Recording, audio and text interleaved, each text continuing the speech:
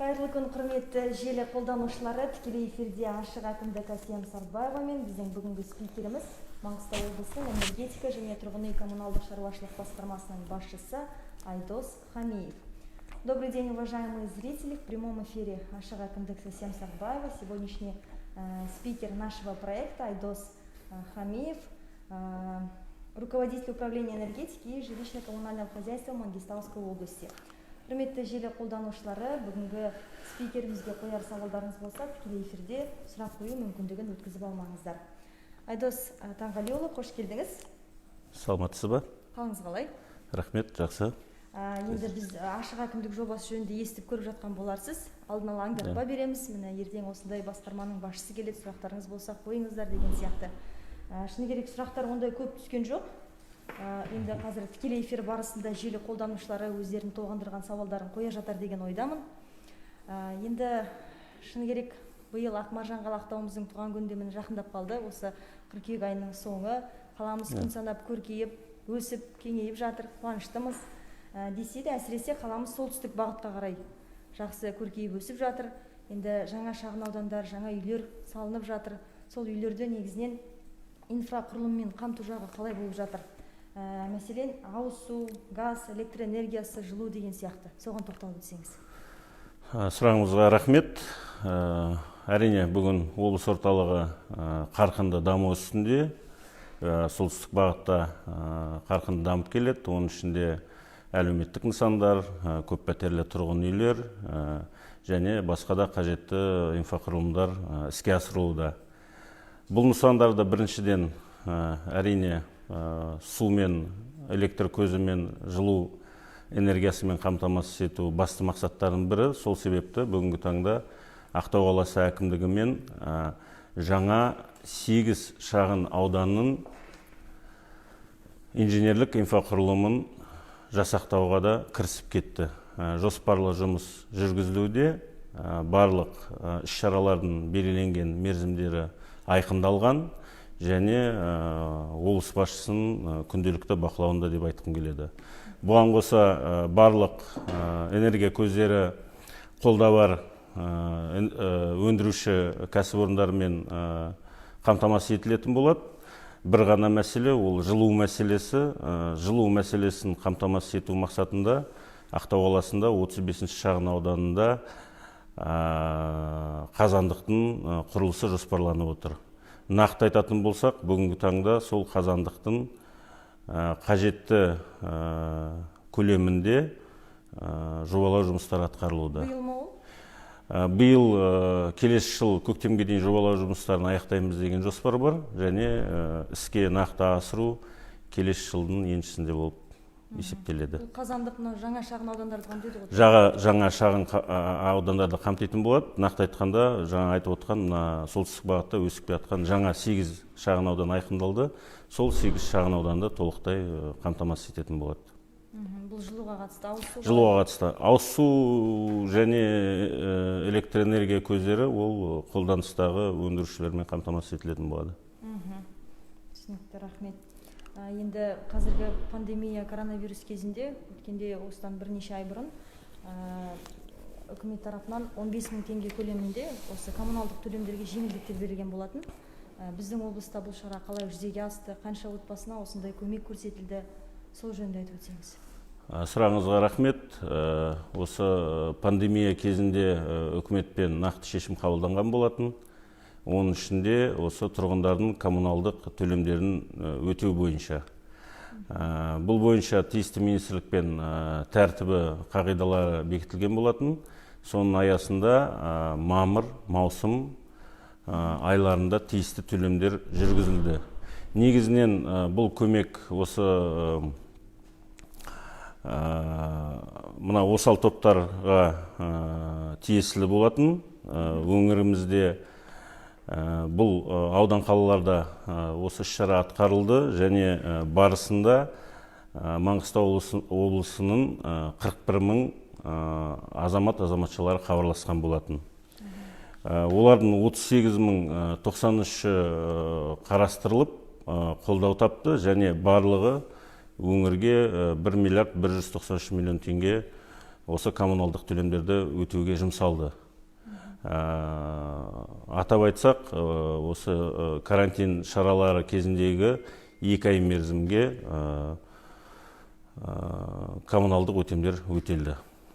Бұл да өз кезегінде бір үлкен жәрдем, көмек деп есептейміз. Бұл енді белгілі бір категория бойынша тізімде тұрған азаматтар ғой? Иә, белгілі категориядағы 7 санат бойынша мына осал топтарға жатқызылған азаматтар. Ол жаңағы көп балалы аналарымыздан бастап, жетім балалар, асыраушысынан айырылған отбасылары, тағы да басқа сол санаттарға жатқызылған азаматтар қол жеткізді.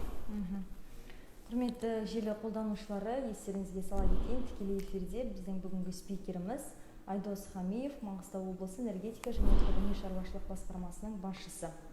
Қояр сауалдарыңыз болса, тікелей эфирде сұрақ қою мүмкіндігін өткізіп алмаңыздар. Айдос Таңғалиұлы, енді мынау бақытты отбасы деген бағдарлама сіздің басқарма жауапты, осы біле білсем осы бағдарламаға. Енді бақытты отбасы жобасы бағдарламасы біздің өңірде қалай жүзеге асып жатыр? Биылға қанша адам өтінім білдірді? Соған тоқталып өтсеңіз. Сұрағыңызға рахмет. Сұраққа жауап берместен бұрын осы Маңғыстау облысы бойынша кезекте тұрған азаматтарға тоқталып кеткім келеді. Бүгінгі таңда тұрғын үйге мұқтаж облыс бойынша 20.534 азамат тіркеліп тұр. Олардың ішін жіктейтін болсақ, Ұлы Отан соғысының ардагерлері 3, көп балалы аналар 1799-ды құрайды. Әлеуметтік жағынан осал топтар 7477, бюджеттік ұйымдар қызметшілері 10296, жетім балалар 891, жалғыз үйі апаттық деп танылған 68 азаматтар тіркеуде тұр. Бұл азаматтар тұрғын үймен қамтамасыз ету бойынша да жоспарлы жұмыстар жүргізілуде. Оның ішінде осы былтыр іске қосылған бақытты отбасы бағдарламасына тоқтап өткеніміз жөн. 2019 жылдың қорытындысымен қарайтын болсақ, бақытты отбасы бағдарламасы бойынша 257 отбасы тұрғын үй құрылыс жинақ банкісі арқылы 2 миллиард 453 миллион теңге тұрғын үй займын алды. Оның ішінде көп балалы отбасылар 127, толық емес отбасылар 89 және мүгедек балалар тәрбиелеп отырған отбасылар 41.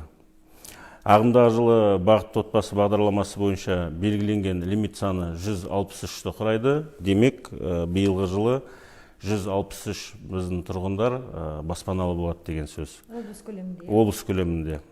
Қазіргі таңда 130 отбасы өзінің займдарын тұрғын үй жинақ банкісі арқылы рәсімдеп пәтерлеріне қол жеткізді.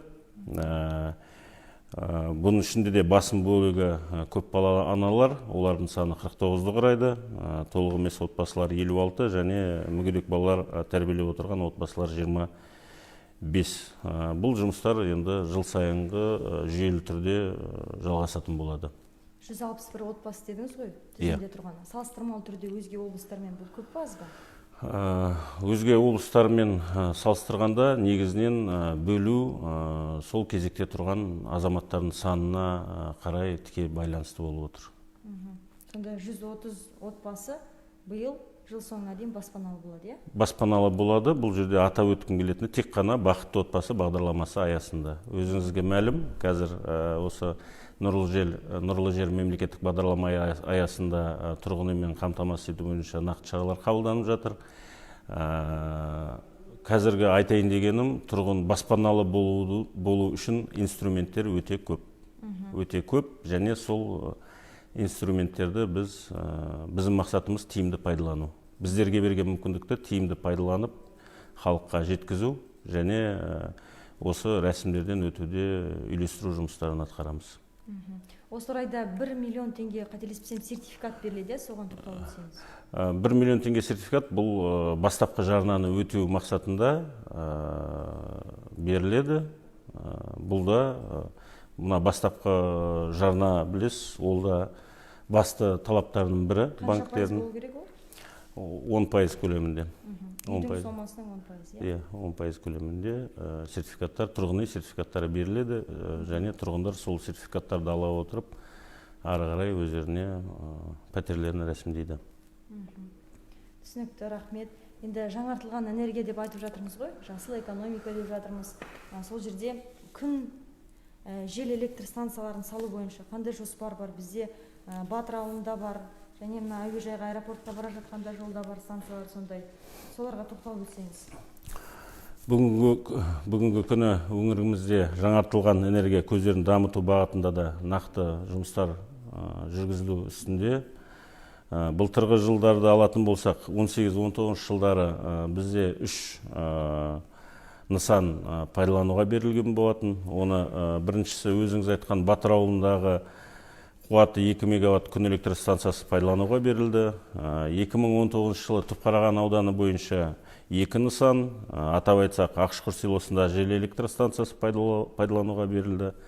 Қуаты 5 мегаватт және Форт-Шевченко қаласындағы қуаты 43,6 мегаватт жел электр станциялары іске қосылып жұмыстарын атқаруда.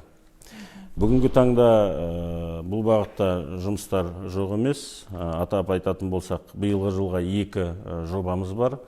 Ол Жетібай ЖЭС жел электр станциясын салу және Жаңғыз ЖЭС атты, ол да Жетібайға тиесілі 2 жел электр станцияларының құрылысы жүргізілуде. Бұл жобаларды аяқтау осы жылдың аяғына дейін жоспарланып отыр. Түсінікті, рахмет. Енді желі қолданушылардың сұрақтарына көшсек, Гүлмира Амалбайқызы, сәлеметсіздер ме, сәлеметсіз бе? Ақтауға облыстан ыстық су мен пәтерді жылытатын су бір құбырмен келіп, екінші құбырмен кері қайтады. Ал жазда 2 құбырдың бірі келесі жылыту маусымына дайындыққа жабылады. Соған байланысты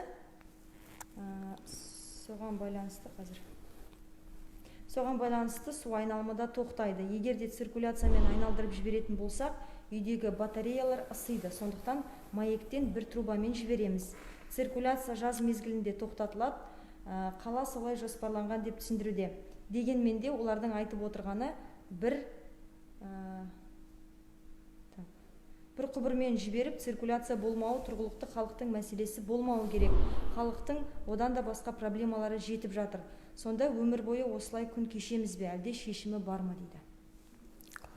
Бұл мәселе әрине орын алуда, негізінен технологиялық режимдерге байланысты. Қазір өзіңізге мәлім, басты міндет осы алдымыздағы қысқы мезгілге дайындық жұмыстары қарқынды жүргізілуде.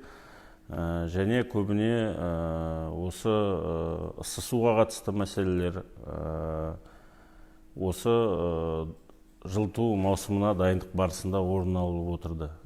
Себебі испытаниялар тексеру жұмыстарына байланысты жоспарлы түрде графиктер бекітілген. Ол біріншіден сол МАЭК Қазатом өнеркәсіп мекемесімен атқарылуда. Және біздің тұрғын үй кооперативтері және тұрғындардың өзінің қатысуымен атқарылуда. Бұл мәселеде осы жақын арада шешіледі міндетті түрде және жылыту маусымына толық дайындықпен енеміз деп сендіргім келеді. Рахмет. Ерғанат Муканов, Айдос мырза, Аташ елді мекеніне орталықтандырылған су қашан тартылады дейді? Аташ елді мекеніне әрине су мәселесі орынды. Негізінен Аташ елді мекені де, Баутин ауылы да және аудан орталығы Форт-Шевченко қаласы да жер асты суын пайдалану арқылы тұтынып отырмыз. Сол себепте өңір басшысының тапсырмасына сәйкес былтырғы жылы Форт, Баутин және Аташ елді мекендеріне тиесілі болатын теңіз суын тұщыту қондырғысын жобалау жұмыстарына кірісіп кеттік. Бұл жобалау жұмыстарды осы 21 жылғы 2 тоқсанда аяқтаймыз деген жоспарымыз бар. Осы іс-шаралар атқарылғаннан кейін толықтай аудан орталығы толықтай ауыз сумен қамтылатын болады. Аташ елді мекеніне келетін болсақ, әрине орталықтандырған құбыр желісі жоқ. Сол себепті аудан әкімшілігімен қазіргі таңда жобалау жұмыстарын пысықтау үстінде. Фортқа келетін болсақ, орталықтандырған желімен қамтамасыз етілген. Баутин ауылына қатысты да мәселелер бар. Аташ елді мекенінің мәселесі осы Баутин ауылының дамуымен бірге жүретін болады. Нақты орталықтандырған су желісі енді осы алдағы жылдардың мерзімдерде жоспарланып отыр. Жоспарда бар. Жалпы орталықтандырылған су деп жоғарыда нақты Аташқа қатысты сұрақ қойылды. Осы орайда жалпы облыс көлемінде тағы енді кезең-кезеңмен алдағы уақытта мүмкін қай аудандар бірінші кезекте тұр, жоспарға тоқталып өтсеңіз кішкене.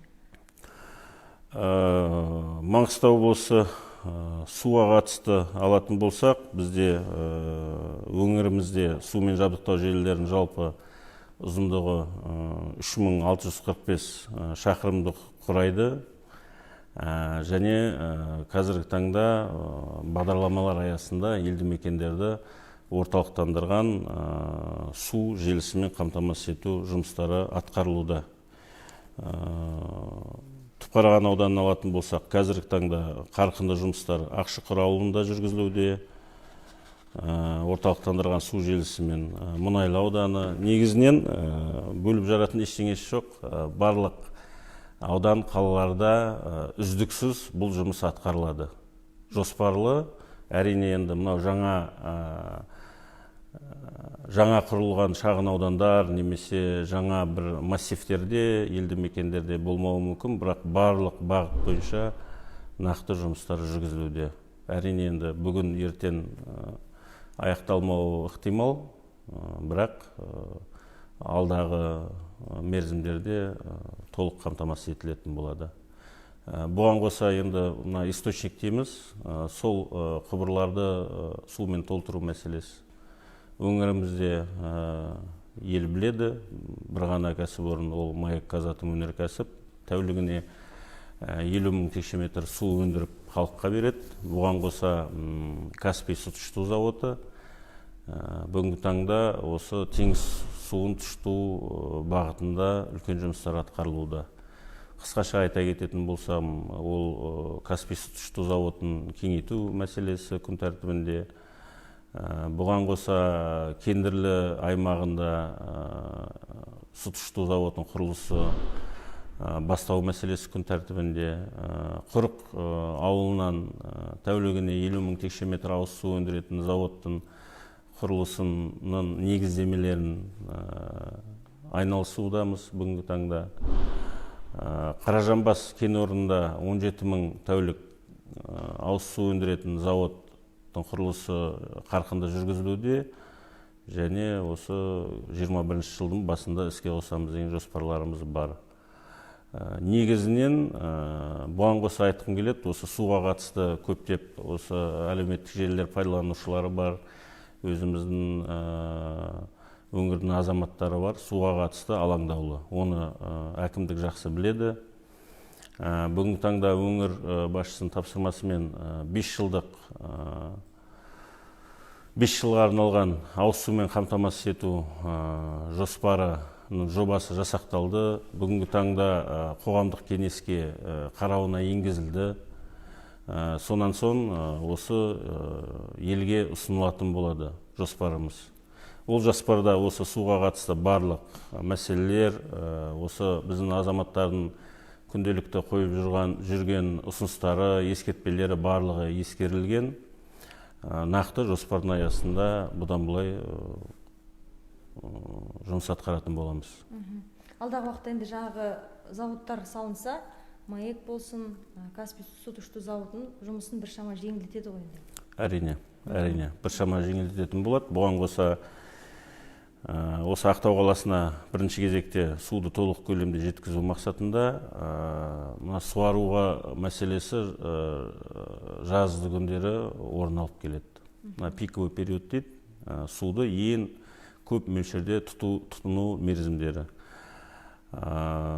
Тек қана жасыл желекті суаруға 10 мың текше метр суға дейін жұмсап отырмыз. Сол себепті осы қолда бар ауыз суымызды жасыл желекке жұмсамай,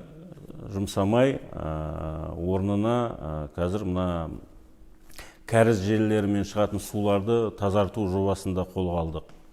Былтырғы жылдан бері бұл жұмыс атқарылып келеді. Осы қазан айында нақты тиісті технологиялық жабдықтары осында келетін болады.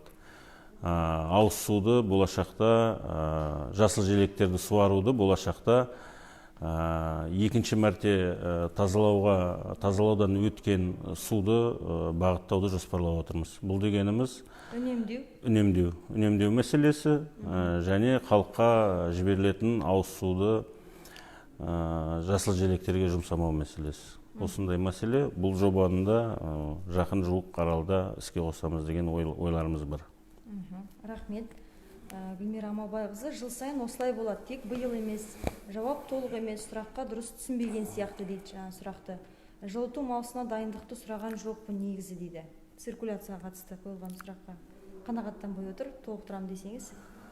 Циркуляцияға қатысты қазір осы біздің қалада КЖС мекемесінде қостық. Қазір нақты пәтер иелері кооперативтерімен бірге әр үйде тексеру, сынау жұмыстары өтіп жатыр. Осы іс-шаралар аясында туындаған мәселелер шешілетін болады. Рахмет. Сара Келдібаева, неге карантин уақытында электроэнергияға ақшасы өсуде? Даладағы светтердің ақшасын неге тұрғындар төлеу керек дейді? Бұл жерде енді қазір бүгінгі таңда электроэнергия өсуіне қатысты бізде жаңа айттық, энергокомбинат жалғыз және энергетика министрінің бұйрығына сәйкес электроэнергиясы 1 теңгеге өскен болатын. Бірақ соңғы тұтынушыларға ол өсім қойылмай отыр, қойылған жоқ. Бұл айырмашылықты бүгінгі таңда энергоснабжающий организациялар бар бізде, ЭСО дейміз, сол ЭСОлар көтеріп келеді. Енді облыс көлемінде емес, білуімше Ақтау қаласы мен Мұнайлы ауданында ғой? Әрине, бұл ЭСО Ақтау қаласы мен Мұнайлы ауданына Альянс Энергоснаб жауапкершілігі шектеулі серіктестігі қызметін атқарады. Бүгінгі таңда олар өздерінің өтініштерін монополияға департаментіне ұсынып қойды және қарастыру үстінде. Нақты дәлелсіз бірде-бір коммуналдық қызметтердің құны өспейтіндігін жеткізгім келеді. Рахмет, Айдос Таңғалиұлы. Енді біз жоғарыда айтып өттім, сіз келеді деп арнайы алдын ала аңдатпай берген болатынбыз. Сол жерде тұрғындар тарапынан бірнеше сұрақтар түсті, соларды оқуға рұқсат етіңіз. 32-ші А шағын ауданы 14-ші үйдің тұрғындары. Ыстық су бізде мәселе, қашан болады дейді. Екінші, подъезді қашан ремонт жасайды. Ыстық суды қашан қосады дейді. Бұл сұраққа қазір нақты жауап беру мүмкін болмай отыр. Сол себепті бұл сұрақты Ақтау қаласының әкімдігімен бірлесе отырып, қарастырып, жауабын қосымша беретін боламыз. Рахмет. Осы 32-ші А шағын ауданның тұрғындары тағы да площадка ремонтты кім жасап береді? Дворға жарық қосып берсе дейді. Жолдың жолақтарын жамап берсе дейді. Бұл мәселелер әрине жобаға сәйкес пайдалануға бергенге дейін жасалыну керек. Негізгі осы ортақ мүлікті күтіп ұстау, көп пәтерлі тұрғын үйді күтіп ұстау, сол пәтер иелерінің міндетінде. Пәтер иелері тікелей өздері немесе пәтер иелері кооперативі қызметін атқарады. Бұл мәселені әрине тұрғын үйге қатысты қажеттіліктің барлығын бірінші кезекте осы пәтер иелері кооперативінің жиынында қарастыру абзал. Сол жерде қарастырып шешімге келу керек. Бір шешімге келмеген жағдайда тиісті құзырлы органдар бар. Тиісті өтініш білдірген жағдайда олар араласатын болады. Осы орайда мынандай сұрақ туындайды. Енді шыны керек Ақтау қаласында тұрғындар тарапымен осы КСК дейміз басшыларының арасында жиі келіспеушілік, түсініспеушілік болып жатады. Осындай жағдайда тұрғындар кімге қайда хабарласуға болады? Пәтер иелерінің кооперативінің қызметіне әрине келіспеушіліктер, ескертулер көптеп шағымданушылар өте көп. Бұл тек қана бүгін туындаған мәселе емес. Пәтер иелері кооперативтердің қызметіне көңіл толмайтын азаматтар болған жағдайда әр әкімдіктің жанында, аудан қалалар әкімдігінің жанында тұрғын үй инспекциялары қызметін атқарады. Тұрғын үй инспекцияларына жүгіне отырып, шешілмей жүрген, шешімі таппай жүрген мәселелер болған жағдайда оны да қарастыруға болады деп есептеймін. Рахмет. Енді мынау Саржа жобасына тоқталып өтсеңіз, жылы жағажайды туризмді дамыту мақсатында енді инфрақұрылыммен қамту бойынша қандай жұмыстар жасалды, қандай жұмыстар жоспарда бар деген сияқты? Сұрағыңызға рахмет. Қазіргі таңда күні кеше өзіңізге мәлім, осы Ақтау қаласында туристік хабты бүкіл әлемге паш еттік. Үлкен жобалар қарастырылған. Оның ішінде биылғы осы біздің Ақтау қаласының жағажайында ашылған 500 жұлдызды қонақ үй. Бүгінгі таңда жылы жағажайды алатын болсақ, жылы жағажай толығымен ауыз су құбырымен, электр энергия желілерімен және газ құбырымен толықтай қамтамасыз етілген. Және осы теңіз жағасында шоғырланған кәсіпкерлер осы желілерге бүгінгі таңда қосылуда. Саршаға келетін болсақ, Саршада осы Құрық ауылының маңайы, ол жерде де осы туристік кластерді дамыту қолға алынған, және бүгінгі таңда су желілері мен газ құбыры тартылуда Саршаға дейін. Қосымша электр желілері жобаланып, қазір қаржыландыру көздері қаралуда. Жылы жағажайда, Саршада перспективалық тұрғыдан алғанда болашақтары зор, және үкімет тарапынан барлық инфрақұрылыммен қамтамасыз ету мәселелері шешілген. Бүгінгі таңда нақты қаралып жатқан осы жылы жағажайға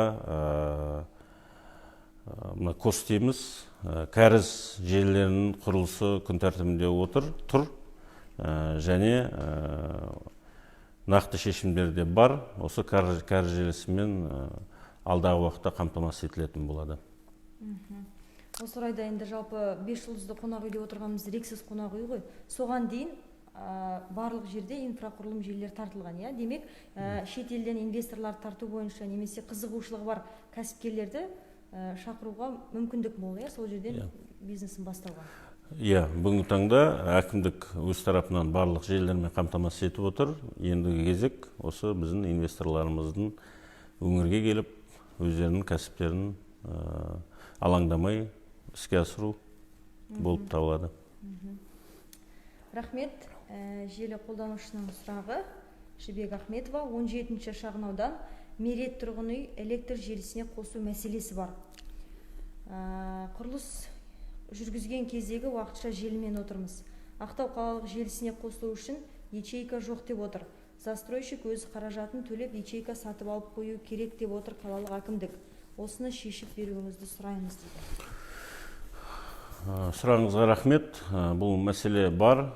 Бірінші кезекте әрине желілерге қосылу мәселесі туындайды бірінші кезекте. Өз кезегінде желілерге қосылу үшін сол желінің бүгінгі таңдағы иесі тиісті алу беру актілерін рәсімдеп, тиісті орындаушы құжаттарын жинақтап өткізулері қажет. Енді сол себептері, сол кейбір құжаттарды жетіспеушілігіне байланысты болып отыр деп есептеймін. Бұл сұрақты бақылауға алып, және Ақтау қаласының әкімдігімен пысықтайтын боламыз. Енді қыс жақындап қалды. Жалпы жылыту маусымы жөнінде, жылыту маусымына дайындық жөнінде жоғарыда қысқаша айтып өттіңіз. Соған толығырақ тоқталып өтсеңіз. Облыс көлемінде қандай жоспар, қандай жұмыстар жасалып жатыр? Қазіргі таңда 2021 жылғы жылыту маусымына дайындық бекітілген іс-шараға сәйкес атқарылуда. Нысандардың дайындығы бүгінгі таңда білім беру нысандары 100% дайын, 453 бірлік болып табылады. Денсаулық сақтау нысандары 104 бірлікті құрайды, оның 99 бірлігі немесе 95% дайын. Әлеуметтік нысандар 140 бірлікті құрап отыр. Оның 131-і немесе 93,5% дайын. Тұрғын үй қоры 1705 бірлікті құрайды және оның 1553-і немесе 91% дайын. Негізінен барлық осы жоспарланған іс-шаралар өзінің белгіленген мерзімдерінде атқарылуда және жылыту маусымына толықтай дайындықпен кіреміз деп сендіргім келеді. Жақсы, рахмет. Мақсат Тұрымов, саламатсыз ба, сәлеметсіз бе? Ақтау қаласының жылуын 15 қазан емес, ертерек беруге болмай ма? Үйлеріміз салқын дейді. Негізінен жылыту маусымды беру және сөндіру осы сыртқы температураға тікелей байланысты. Белгіленген температуралық режим бар. 5 күн тұрақты салқын күн болған жағдайда біз жылыту шаралары қабылданатын болады. Демек, ертерек беру мүмкін, иә? Ертерек беру мүмкін, ауа райына қарай. Ауа райы ерте салқын түсетін болса, онда сәйкесінше жылыту маусымы да ерте басталатын болады. Рахмет. Жанарбек Агманов, сәлеметсіз бе? Адай және Татьяна Тасжолы сапасы өте нашар. Кім жауапты, кім қабылдап алды, қаншама шығын, дұрыс жол жоқ дейді. Бұл сұрағын білмеймін, қаншалықты сізге қатысты?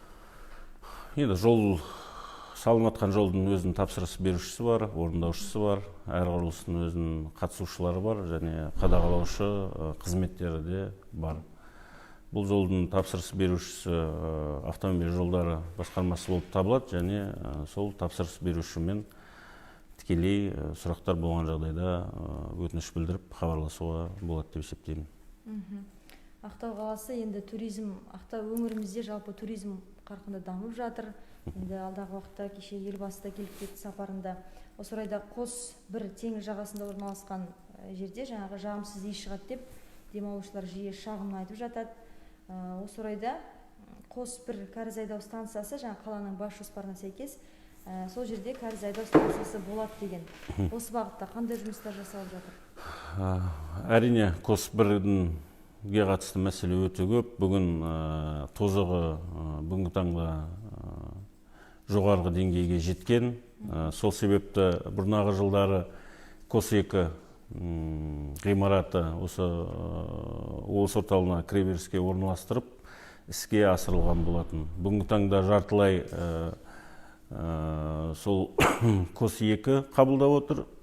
Қос 2 қай жерде? Қос 1 ол білемше, солдатский пляж дейміз, соған қарама-қарсы.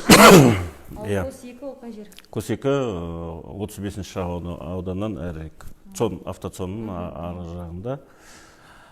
Енді айтайын дегенім, Қос 1 мен Қос 2-ның арасында бір-бірін қосатын коллектор құрылысы қарқынды жүргізілуде. Жыл басынан бері атқарылуда. Осы алдымыздағы жылы аяқтау жоспарланып отыр және осы Ақтау қаласының даму перспективасына сәйкес Қос 1-дің орнына канализациялық айдау станциясы орналастырылатын болады және бұл бағытта қаламен қазір тиісті жұмыстар атқарылып жатыр, нақты жобалау жұмыстары жүргізілуде. Рахмет. Жанарбек Агманов, жауабыңызға рахмет дейді. Қуандық Аманқосұлы, сәлеметсіз